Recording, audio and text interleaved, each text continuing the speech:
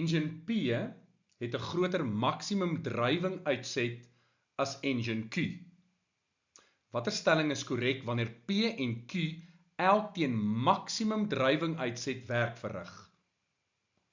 Die korrekte antwoord is D.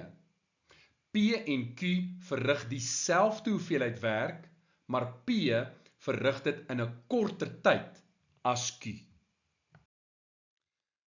Om dit te visualiseer, kom ons sê Engine P het 'n kapasiteit van 200 kilowatt en Q 100 kilowatt. Nou, wat is drywing? Drywing is die werk wat verrig word in 'n sekere tyd.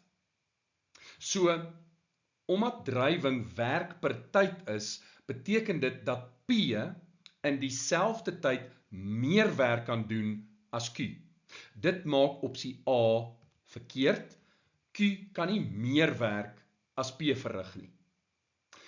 Opsie B is ook verkeerd, want hulle kan nie dieselfde werk in dieselfde tyd verrig nie.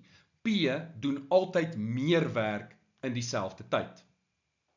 Opsie C is ook verkeerd, want as hulle dieselfde werk moet doen, sal P met 'n groter maksimum drywing uitset die werk vinniger kan doen as Q en nie andersom nie.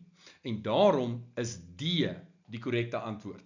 Die engine met die groter drywing, P, kan dieselfde werk in 'n korter tyd verrig.